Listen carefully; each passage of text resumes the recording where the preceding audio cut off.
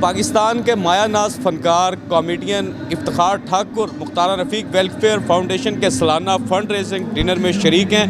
ٹھاکر صاحب، آپ کا ثقافت کے حوالے سے بھی ایک پہلو ہے، مگر خدمت انسانیت اور اللہ سے لگاؤ، مدینہ شریف آنا جانا، مخلوق خدا کی خدمت، یہ کتنا ضروری ہے زندگی میں؟ اس حوالے سے بات کریں آج۔ بسم اللہ الرحمن الرحیم۔ انسان کو انسان کے لیے ہی پیدا کیا گیا ہے۔ المسلم من سلم المسلمون من لسان و ید۔ ہم سب ایک دوسرے کے بہن بھائی ہیں۔ ہم اگر ایک دوسرے کا خیال نہیں رکھیں گے تو ہم اپنی زندگی جی کیسے سکتے ہیں؟ زندگی جینے کے لیے آپ کو ایک خاص قسم کی تسکین کی ضرورت ہوتی ہے۔ یہ جو جسم اور روح ہے نا جی، اس کو نفس نے جوڑا ہوا ہے، اس لیے کبھی بھی جسم کو موت نہیں آتی، روح کو موت نہیں آتی۔ کل نفس ذائقۃ الموت، سارے جتنے بھی ہیں ان کے نفس کو موت آئے گی۔ نفس کا مطلب ہے خواہشات، خواہشوں کو موت آ جائے گی، جسم مٹی میں مل جائے گا، روح واپس آسمان پہ چلی جائے گی۔ جسم کے تسکین کے لیے نا جی کوئی مٹی کی چیز چاہیے ہوتی ہے، تو ہم جو خوراک پیدا ہوتی ہے اللہ نے جو زمین میں سے پیدا کی وہ ہماری جسمانی تسکین کے لیے ہوتی ہے۔ روح چونکہ آسمان سے آئی ہے، اس کے لیے پھر کوئی آسمانی چیز چاہیے، اور وہ ہے قرآن۔ قرآن اترا ہے آسمان سے، روح اتری ہے آسمان۔ اس کا مطلب یہ ہوا کہ روح کی تسکین جو ہے وہ قرآن میں ہے۔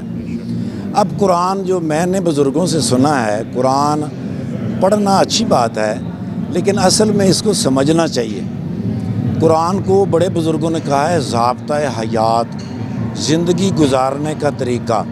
اور جب ہم قرآن پڑھتے چلے جائیں گے تو ہم کو پتہ چل جائے گا کہ ہم ایک دوسرے کی محبت میں زندگی گزارتے ہیں، ایک دوسرے کے سکون کے لیے زندگی گزارتے ہیں۔ اللہ نے جو ہمیں مال دیا ہے وہ اصل میں ہمارا نہیں ہے، وہ مال اللہ کا ہے، لیکن ہمارے اس مال کے اندر بہت سارے لوگوں کا حصہ ہوتا ہے، اور اللہ یہ دیکھ رہا ہوتا ہے کہ میں نے اس کو مال دیا ہے امانتاً، کچھ اپنے لیے خرچ کرے، لیکن جو امانتاً ہے وہ اپنے دوسرے بہن بھائیوں کے اوپر خرچ کرے، رشتہ داروں کے اوپر خرچ کرے، اپنے محلے داروں کے اوپر خرچ کرے۔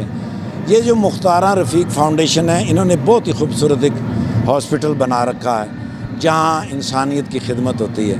دکھی لوگ وہاں پر آتے ہیں، ان کا علاج کیا جاتا ہے، اور ہم ہمیشہ ان کے ساتھ اس لیے رہتے ہیں کہ بھی تھوڑا سا حصہ ہمارا بھی اس میں ڈلتا رہے، تاکہ جب روز قیامت انصاف کے دن کے مالک کے سامنے جائیں، حضور نبی کریم صلی اللہ علیہ وآلہ وسلم کے سامنے جائیں، تو ان کے چہرے پہ مسکراہٹ آ جائے۔